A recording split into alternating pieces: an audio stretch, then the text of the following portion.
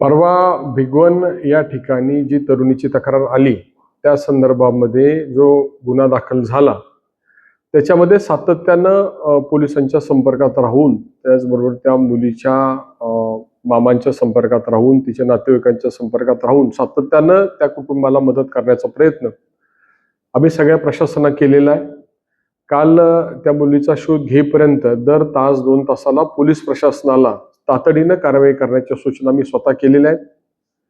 काल जे काही मुलगी मिळाल्यानंतर आज जे काही त्या ठिकाणी आरोप झाले त्या संदर्भामध्ये मी एवढंच सांगेल की या सगळ्या परिसरामध्ये काम करत असताना सामाजिक जाणीवेने आम्ही सगळेजण काम करतो आणि त्यामुळे कुणी जर काही आरोप करत असेल तर मला एक निश्चितपणे मी नमूद करेल की मला एक मुलगी आहे, माझ्या घरात महिला पदाधिकारी राहिलेले आहेत, त्यामुळे महिलांचा प्रश्न कसा हाताळावा याची जाणीव मला आहे.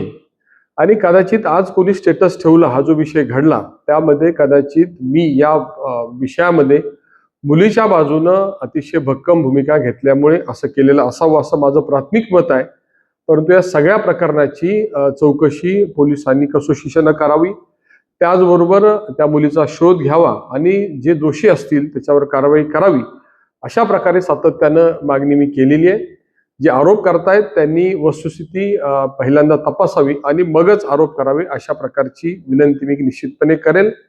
त्या कुटुंबाच्या विषयी आम्ही सगळेजण सहानुभूतीपूर्वक मदतीच्या भूमिकेमध्ये आहोत आणि त्या कुटुंबियांना जी जी लागेल ती मदत करण्याची आमची तयारी आहे. प्रशासन पूर्ण सक्षमतेने काम करते. काल रात्रीपासून त्या ठिकाणी त्या मुलीची समजूतही घालण्याचा प्रयत्न हा प्रशासनाकडून होतोय आणि त्या कुटुंबाला जो पाठबळ आहे ते देण्यासंदर्भामध्ये आम्ही सगळेजण कटिबद्ध आहोत. त्यामुळे कुणी जर अशा प्रकारचे गैरसमज करत असतील तर तुमच्याही घरात मुली आहेत, माझ्याही घरात मुली आहेत, त्यामुळे आरोप करताना वस्तुस्थितीची जाणीव ठेवून तपासून मगच आरोप करावेत अशा प्रकारचं नम्र आवाहन मी या सगळ्यांना करेल. तुमचं मुलीच्या कुटुंबियांशी काय बोलणं झालं होतं का? मला जशी घटना कळाली तसं पोलिसांना मी संपर्कात होतो. मुलीच्या मामा जे आहेत त्यांच्याशी मी बोललेलो आहे आणि वारंवार पोलिसांनाही सूचना केल्यात की जो तपास चाललेला आहे तो जो तपास आहे त्याची सगळी माहिती त्या मुलीच्या कुटुंबियांना द्यावी आणि सगळ्या बाजूने त्या कुटुंबियांना मदत करावी अशा प्रकारच्या वारंवार सूचना मी पोलिसांनाही केलेल्या आहेत आणि त्या कुटुंबियांच्या नातेवाईकांच्या सुद्धा मी संपर्कात आहे. तुमच्या विरोधात घोषणाबाजी केली, याच्यामध्ये काय राजकारण आणण्याचा प्रयत्न केला जातोय? मी सांगितलं की माझी निपक्षपाती भूमिका असल्यामुळे काही लोक दुखावले गेले असतील आणि त्यामुळे अशा प्रकारे काही लोकांनी त्याला राजकीय वळण देण्याचा प्रयत्न केला असावा असं माझं मत आहे. गोपीचंद पडळकर यांनी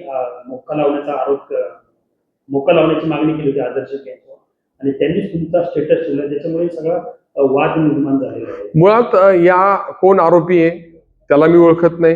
गुन्हा भिगवण तालुका इंदापूर इथे घडलाय. मुलगी बारामतीमध्ये हजर झालेली आहे आणि त्यामुळे कुणी कुणाचं स्टेटस ठेवावं आणि त्यामुळे कुणावर आरोप करावे याचा कुठलाही सुतराम संबंध मला समजत नाही. परंतु सार्वजनिक जीवनामध्ये मी प्रत्येक गावात गेलो तर 5-25 लोकांना नावानिशी ओळखतो आणि 25 वर्ष काम केल्यानंतर प्रत्येकाचे माझे संबंध आहेत. जसे माझ्या कार्यकर्त्यांचे संबंध आहेत तशी विरोधी कार्यकर्त्यांची सुद्धा माझे काही लोकांचे अतिशय चांगले स्नेहपूर्वक संबंध आहेत. त्यामुळे कुणी चुकीचं केलं आणि जर कुणी कुणाचं स्टेटस ठेवलं म्हणून कुणावर तरी आरोप करावेत हे योग्य नाही. आपण ज्यावेळी सार्वजनिक कार्यक्रमात जातो त्यावेळी सगळ्यांनाच आपण सद्भावनेने भेटत असतो. त्यामुळे अशा प्रकारे कुणी स्टेटस ठेवल्यामुळे कुणाला आरोप करावे असं जर कोण करत असेल तर निश्चितच त्याच्यामध्ये काही ना काहीतरी राजकारण केलं जाते असं माझं मत आहे.